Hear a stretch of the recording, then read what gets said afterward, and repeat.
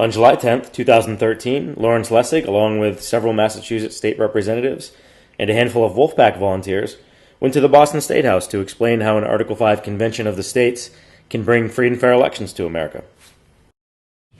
When the framers drafted the first draft of the Constitution, its provision for amending the Constitution said Congress had the power to propose amendments to the Constitution. And then an obvious question was raised. What if Congress is the problem? If Congress is the problem, we can't count on Congress to propose the reforms necessary to fix it. And this was an obvious problem, and the framers quickly changed the draft of the Constitution to include the essential backup to protect the liberty and the democracy which they were creating. And the essential backup was you. It was the state legislatures. Because what the framers did in Article 5 is they created a second path to amending the Constitution. And that path said that if state legislatures believe it's time to act outside of the ordinary process, they have the power to compel Congress to create an Article 5 convention. Now, I'm a law professor, so I'm going to quibble with the way people have spoken about this convention. This is not a constitutional convention. This is not the sort of convention that has the power to propose a constitution or to change the Constitution. That's what we mean by a, quote, constitutional convention. The only thing an Article 5 convention can do is to propose an idea for how to fix a broken system, a system that has become corrupted, let's say, by a Congress that can't function. So I strongly support legislatures around the country creating the movement necessary to create this instance, this Article 5 convention, that could begin to give people who are not dependent upon the corruption of Washington an opportunity to think about how to fix this system.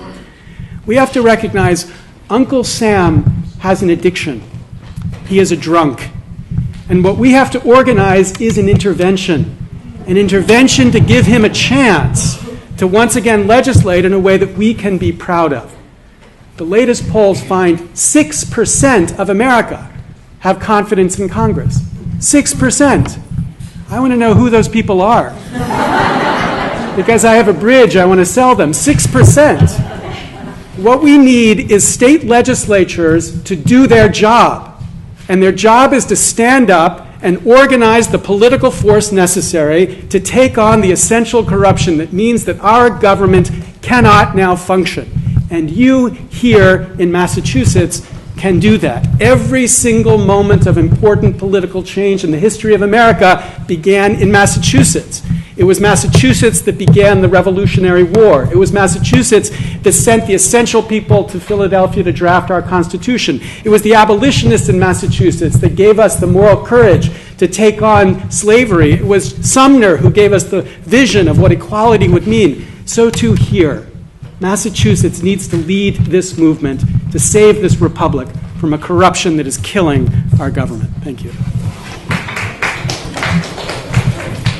I was just happy to be here and kind of experience the whole thing, and it gets you more excited to be involved. And plus, I was really in awe of some really good speakers, especially from our group. So that's Yeah. Do you think we're going to win? Hell yeah. Can you say that there? Yeah. Quite frankly, in Washington, our political system is broken. Congress is dependent on its funders, not upon the people alone, as our founding fathers originally intended.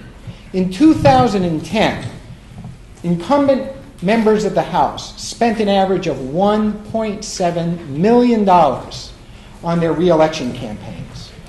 In 1974, that figure was only $56,000.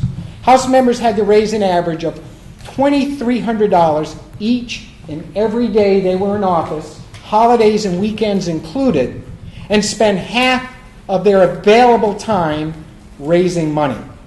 So the result is that Congress operates in a permanent campaign mode with little time for their constituents or for legislating. They're mired in partisan bickering and legislative gridlock. The Citizens United decision only made a deeply dysfunctional system worse. And then I got into this for a couple of reasons. I mean, obviously Cenk told me about getting it started, but I knew about the progressive movement in the early 20th century, and which seemed like we were kind of replaying the Gilded Age nonsense of the 19th century, so I figured this had to happen eventually. So seeing somebody else starting it, I figured this has to be the important political movement. What is important is us as Americans. It transcends liberal and conservative. We may have different ideas about what's best for our country, but at the end of the day, we all want what's best for our country. And to be honest, this is something that I've only recently become involved with actively, because I'm almost embarrassed to say it, but I fell into despair when I first came to this realization. I thought, this is too big, there's nothing we can really do. But then I realized that our country and the people within it have fixed bigger problems in the past. I mean, we started off with a ragtag group of colonists taking on the biggest military empire in the world. Getting a bunch of state legislatures to pass a resolution like this one doesn't seem so hard in comparison. And it, in a sense, we really owe it to previous generations to do all that we can in order to fix this problem, because our country is built on the principle of continually making it better. That's why we have the ability to amend our Constitution. I think that the testimony I heard today, makes me feel pretty hopeful. A lot of good arguments were made, and I don't know, my state legislators personally, but I would have to imagine that they'd have to take, that into account, and I don't think they can, just dismiss that. I think that today was really a good day. We, as you recall, passed a resolution last year out of the General Court calling on Congress to act with regards to the Citizens United decision. They have taken no action. The Disclose Act, which is a very reasonable response in terms of actually making sure that the funds that are going into our elections are disclosed, has not passed Congress. So we've seen no action from the Congress. The only other avenue left to the people is to call for a constitutional convention. This is provided to us by Article 5 of the United States Constitution.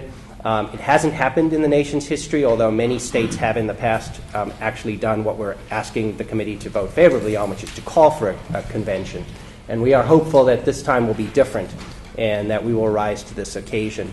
So we ask the committee to consider this carefully, to join what we hope will be ultimately enough states in calling for a constitutional convention to come up with a solution to address the problem of money in politics.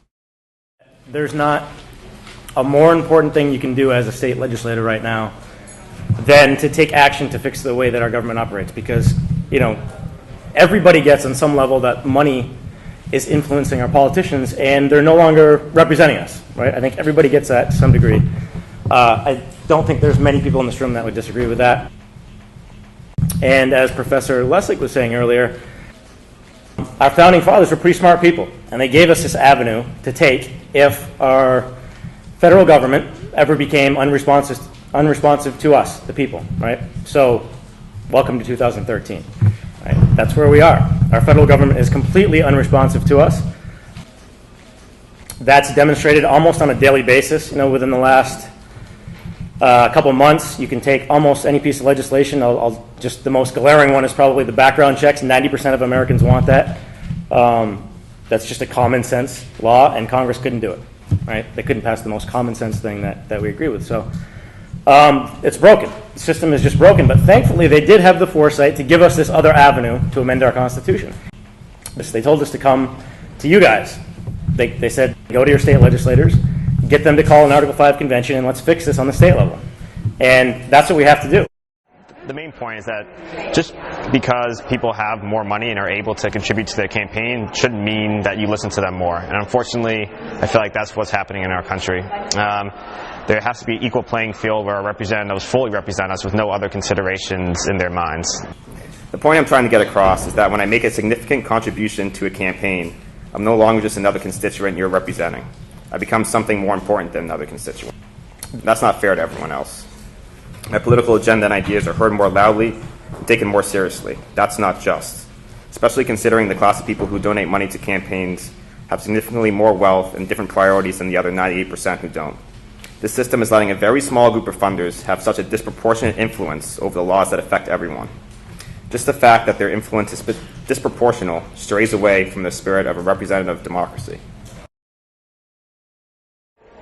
I'm here to participate in government for the first time. I showed up at a hearing to hear testimony on money and politics. Nice. So how did it go? What do you think? I think it went very well. You think you made our case? I think we did.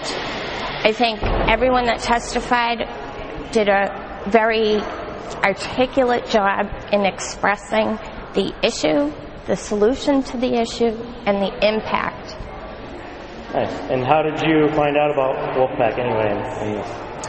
I heard an interview you did on Coffee Party USA Radio, and I was very struck by the way you spoke with the passion you have for this issue, and it made me feel happy for the first time that there was a positive step I could take by helping a grassroots effort to address this. The fact that the institutions we have developed give people these perverse incentives to grab for themselves at the expense of our whole country is a large problem. The framers of our Constitution understood this. When Hamilton gave a speech which was put in the Federalist Papers, he mentioned that the Article 5 Convention was a tool in which the states could stop overreaching and corruption at the national level. A lot about the legislative process, and I believe in state government. I believe that state government is one of the most responsive and important tools of government that the people have to really exert their will about the society that we construct together. After that, I went on the road, though, and I went on the campaign trail. And I was a guy who sat in a room with people 5 to 7 hours a day and called rich people and begged them for money so that they could go to Congress. And if you're running for Congress today, or if you want to run for Congress someday, you're going to spend 50 to 70% of your time raising money on a phone. And the things you have to say are not the things you want to say. They're the things that you have to say to get the money. And I've sat in that room and seen that conversion that takes place, the corruption that takes place. Because the definition of a corrupt system is not one where everybody's bad. The definition of a corrupt system is one where good people make bad decisions thinking that it's normal. And I think we see that a lot today, especially at the level of our federal politics. I will also give you a warning. After I worked on the campaign trail, I worked in advertising, political advertising. We laid out millions of dollars of checks every weekend and sent them to television stations in the mail. And what I saw when Citizens United happened in 2010 was a distinct difference than what had come before. There were races where 98% of the money for paid media, for communications, television, and radio and cable came from outside independent expenditures. They did not come from the party. They did not even come from the candidate. But 98% of $1 million budgets were coming from somebody that could write a check in 2 minutes. And that could take away all the work that that person had done in 2 years to raise that money. Spending 5 to 7 hours a day, 6 days a week, raising that. Somebody could sit there in 2 minutes and counteract all that hard work like that. And what that is not democracy anymore, right? And that's a handful of people throughout this country. And Jefferson said it best. He said, the same is true today as it's been throughout history, whether men will be allowed to rule themselves or be governed by a small elite. And when people are dependent upon that small group of people for that money, we're ruled by a small elite. But I believe in self-government. I believe in self-determination. And this change starts with you here today in Massachusetts, a place where Lessig said great changes started before. The abolition movement, the founding of our country started with people just like you. And I want you to think with that vision and how much they gave up to change the constructs of our society, to change the way that our government is written, because we must amend the Constitution and fix this problem if we are still to have representative government in this country. Thank you for your time. What's the one thing you learned today? What do you think? That was the thing you learned today by being here? Well, I think that people underestimate the power of their voice and, and power in numbers. So hopefully more people that see this and get involved will, make the movement better for us. So.